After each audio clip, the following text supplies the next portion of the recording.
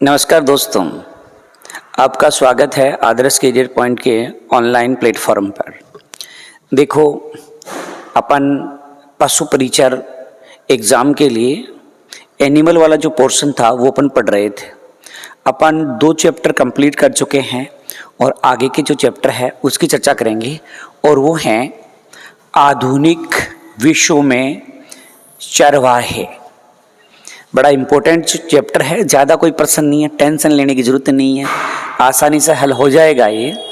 तो देखिए, आधुनिक विश्व में कौन कौन से चरवाहे हैं उनकी चर्चा करेंगे। ये जो आप देख रहे हो ये पीडीएफ तो अपने एनसीईआरटी की किताब की है, लेकिन अपन जो हैं ये आपको ऐसी थ्योरी नहीं पढ़ाऊँगा मैं, क्योंकि आप जानते हो एनसीईआरटी की जो किताब होती है उसमें बच्चों को, छोटे बच्चों के लिए होती है, तो समझाने के लिए काफ़ी लैंग्वेज वो लोग लिखते हैं।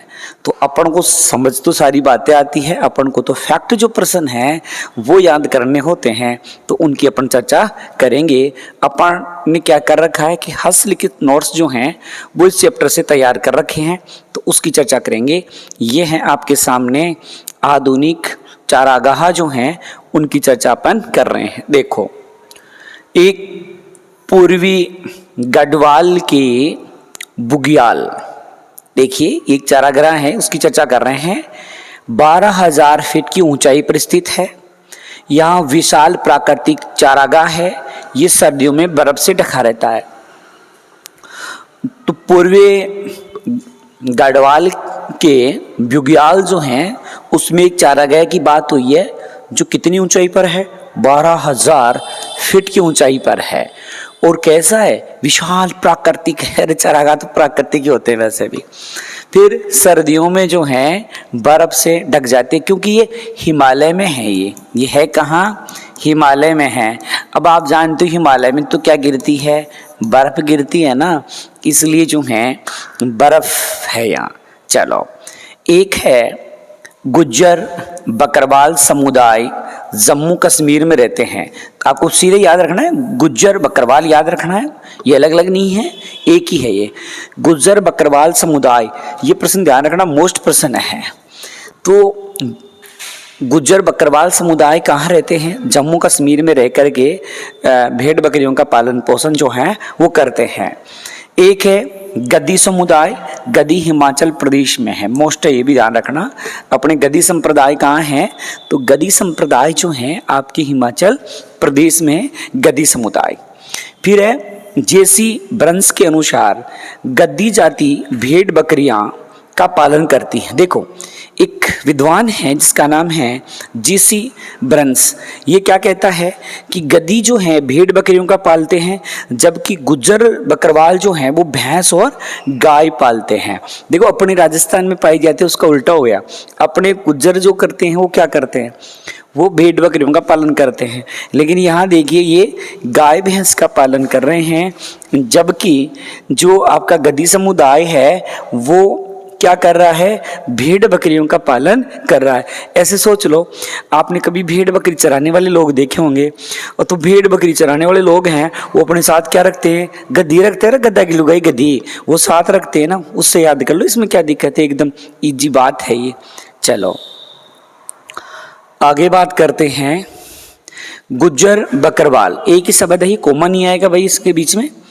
तो गुज्जर बकरवाल का घर है मंडप कहलाता है। अच्छा प्रश्न है ये, जो गुज्जर बकरवाल है इनके जो घर होते हैं वो यहाँ क्या कहलाते हैं, तो मंडप कहलाते हैं।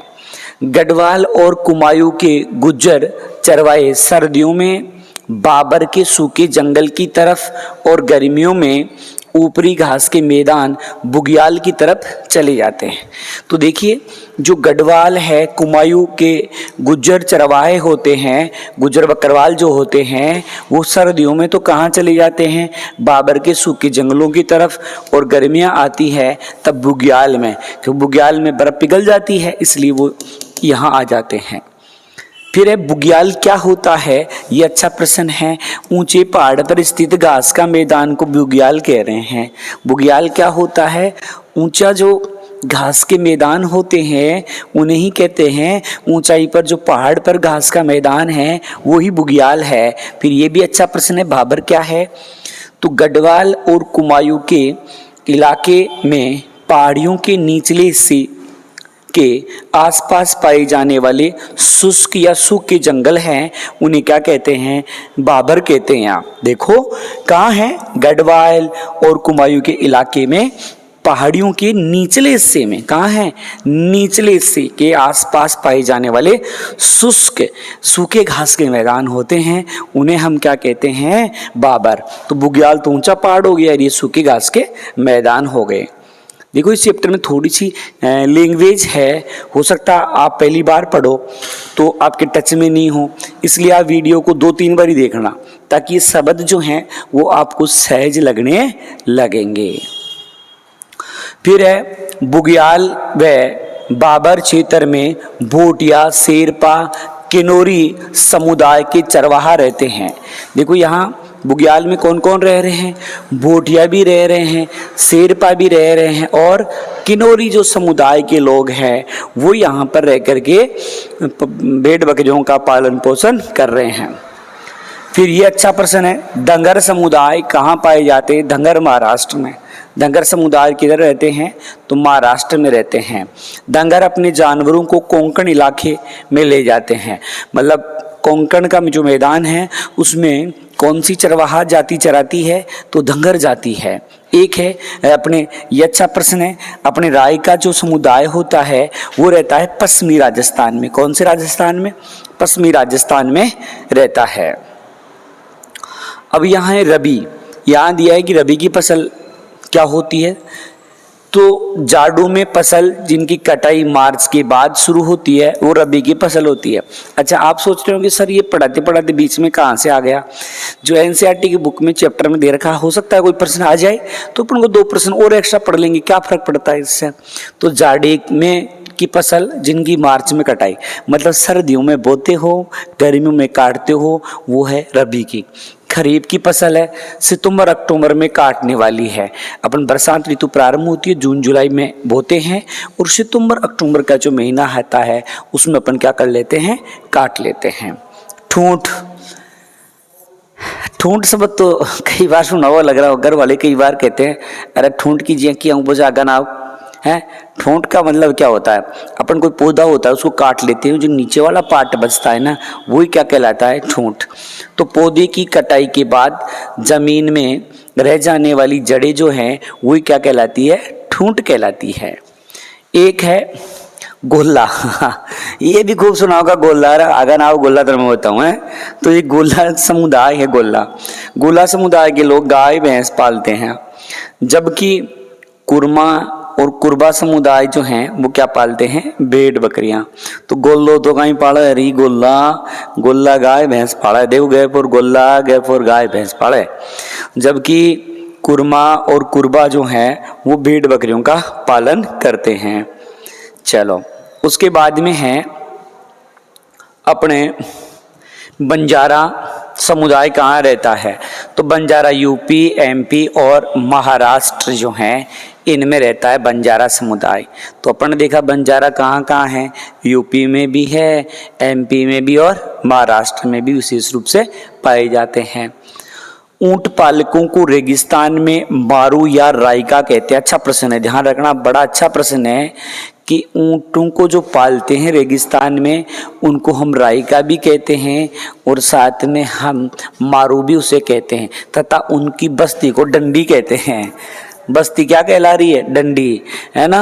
और ऊंट पालक जो लोग होते हैं वो यहाँ कौन होते हैं? मारू। अरे रेगिस्तान में मरुस्थल होता है ना, मरुस्थल में रहते हैं इसलिए मारू कहते हैं। राई का एक जाति होती है, उससे याद कर लो। और डंडी क्या? बस्ती को डंडी कहते हैं वो लोग। बालोतरा में ऊंट का मेला लगता है, जिसमें ऊंट व गुजरात से घोड़े लाए जाते हैं। देखो ऊंट का मेला वैसे क्या होता है, आपके पुष्कर मेला है ना, अजमेर वाला, उसमें ऊंट आता है। इसके अलावा बीकानेर महोत्सव में भी ऊंट आता है। लेकिन यहाँ जो एनसीईआरटी की बुक है उसमें ऐसे कैसे लाइन दे रखी है कि बालोतरा में ऊंट का मेला लगता है, जिसमें ऊंट जो और गुजरात से लाते हैं घोड़े, और उनका होता है क्रय विक्रय। तो हो सकता है ऐसे की लाइन उठ के आ जाए, इसलिए अपन इसको भी याद कर लेते हैं। एक है मालधारी चरवाहे कच्छ के रण में स्थित है। बहुत अच्छा क्वेश्चन है, ये बड़ा अच्छा क्वेश्चन है कि जो मालधारी चरवाहे हैं वो कहाँ रहते हैं? कच्छ के रण में रहते हैं। एक है 1871 में औपनिवेशिक सरकार ने अपराधी जनजाति अधिनियम पारित किया। बड़ा मोस्ट क्वेश्चन है कि अपराधी जनजाति अधिनियम कब पारित हुआ था? 1871 में। और किन लोगों ने पारित किया था? अंग्रेजों ने पारित किया, जिसके तहत दस्तकारी व्यापारियों और चरवाहों को जन्मजात अपराधी घोषित कर दिया। मतलब अंग्रेजों ने नियम बनाया कि कोई व्यापार करने के लिए दूसरे स्थान पर जाएगा या कोई चराने के लिए दूसरे स्थान पर अपने पशुओं को ले जाएगा, वो बोला क्या है? जन्मजात अपराधी है। अगर बाप मानो व्यापार करने के लिए राजस्थान से एमपी गया तो वो अपराधी है। उसके डिलीवरी हो गई, कोई नानचा चटकला बच्चा पैदा हो गया, वो भी क्या है? जन्मजात अपराधी है। तो ऐसा नियम बनाया था। आप जानते हो अंग्रेज तो बड़े तिलाम थे ही। चलो फिर देखिए, बंजारे पूर्वी राजस्थान व मध्य प्रदेश में भी रहते हैं, इसके अलावा यूपी में भी रहते हैं, महाराष्ट्र में भी रहते हैं। ठीक है, तो ये अभी देखा था ना अपन ने, वही प्रश्न है। तो यहाँ पूर्वी राजस्थान में बंजारे रहते हैं, ये दिया है। चलो, कुरमा कोरबा गोला समुदाय कर्नाटक में रहते हैं। कुरमा कोरबा गोला कहाँ रहता है? तो कर्नाटक में रहता है ये। तो कुरमा कोरबा गोला समुदाय कहाँ रहता है? कर्नाटक में रहता है। फिर है मोनपा, अरुणाचल प्रदेश में। कौन सा है? मोनपा है, जो अरुणाचल प्रदेश में रहता है। मोनपा कहाँ रहता है? अरुणाचल प्रदेश में। एक से बोटिया गुजर, ये उत्तराखंड में रहते हैं। तो बोटिया कहाँ रहते हैं? उत्तराखंड में। गुजर कहाँ रहते हैं? तो उत्तराखंड में रहते हैं यहाँ। चलो, अब है इसी एनसीईआरटी किताब में अलग से एक पोर्शन बना के दिए रखा है, क्योंकि विश्व के भी दिए हैं। ये तो पढ़ने भारत की चरवाहा पढ़े हैं, अब विश्व की चरवाहा पढ़ेंगे। तो अफ्रीका के चरवाहे, अब कहाँ के पढ़ रहे हैं अपन? अफ्रीका के पढ़ रहे हैं। देखो, अफ्रीका में आधी से ज्यादा आबादी चरवाहा आबादी है। मतलब अफ्रीका में जितने भी लोग रहते हैं ना, उसमें आधे से अधिक लोग तो क्या हैं जी? अपराधी, मतलब अपराधी नहीं, आधे से अधिक चरवाहे हैं। अपना भेड़ बकरियां पालन करके अपना जीवन यापन ये लोग करते हैं। फिर है अफ्रीका के चरवाहा समुदाय कौन कौन से हैं? देखो, एक से आपने बेदुइन्स, एक बर्बेज, मासाई, सोमाली, बोरान, तुर्कान, मुरस, ताउरंग, वोदा, वे फुलानी, कब्बाविश, बेजा, डाइनिकल्स, हेरेरो, तसवाना, जूलू, नामा, ये यहाँ समुदाय पाए जाते हैं। ठीक है, इस प्रकार के समुदाय जो हैं वो अफ्रीका में रहते हैं। अच्छा, आप सोच रहे हो सर इतने जटिल जटिल शब्द है, बस एक बार ही पढ़ लो, ऐसे आ जाएगा कौन सा भारत की चरवाहा नहीं है तो इनमें से कोई नाम आ जाएगा तो भारत की नहीं है, या आ जाएगा अफ्रीका का नहीं है तो इनमें से कोई नाम आ जाए वो अफ्रीका का है, इनमें से नहीं आएगा वो अन्य जगह का है। तो ये वहाँ के चरवाहे हैं। मासाई जनजाति किलिमंजारो पहाड़ पर रहती है। अच्छा प्रश्न है, ये पूछने वाला है। मासाई जनजाति है वो कहाँ रहती है? किलिमंजारो, जो तंजानिया में किलिमंजारो पर्वत है वहाँ पर ये जाति रहती है। फिर देखिएगा, मासाई पशुपालक मोटे तौर पर पूर्वी अफ्रीका के कीनिया और तंजानिया, मतलब मासाई है वो, अपन ने किलिमंजारो पर्वत देखा, कौन सा? किलिमंजारो। अब यहाँ मैंने बताया था तंजानिया में, एक तो यहाँ साथ में एक और देश याद रखना है, कीनिया, इनमें रहती है मासाई जाति। फिर आ जाइए, कीनिया में मोसाई मारा व सांबुरू नेशनल पार्क और तंजानिया में सेरेगेटी पार्क मासाई जाति के चरागाह है। ये अच्छा प्रश्न है, ध्यान रखना, ये अच्छा प्रश्न बनता है। कीनिया में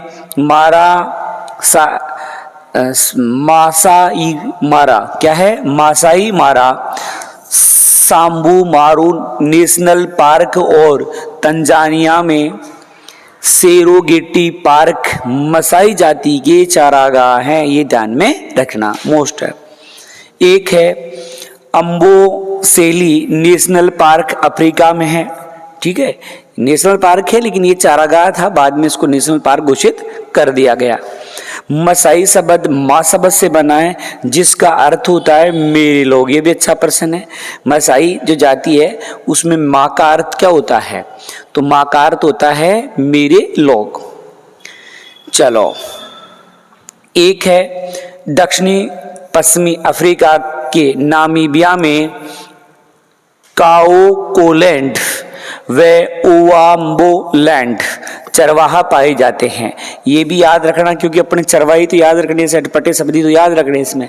तो दक्षिण पश्चिम अफ्रीका के नामीबिया में, कहाँ पर, नामीबिया में। आपसे ये पूछेगा कि काओकोलैंड जाति कहाँ पाई जाती है, तो नामीबिया में। या पूछेगा ओवाम्बोलैंड जो है वो कहाँ पाई जाती है, तो नामीबिया में, एक ही बात है। मसाई समुदाय दो भागों में बटा हुआ है, एक वरिष्ठ समुदाय, एक योद्धा। वरिष्ठ को एल्डर्स कहते हैं और योद्धा जो होता है उसको वॉरियर्स कहते हैं।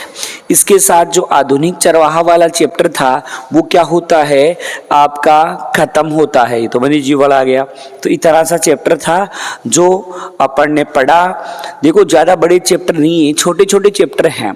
इन छोटे छोटे जो चैप्टर है इनको आप अगर देखो ये पहली बार सिलेबस में जुड़ा है तो आप उनको अच्छी तरीके से कम 2 या 3 बारी वीडियो को चलाकर देखो।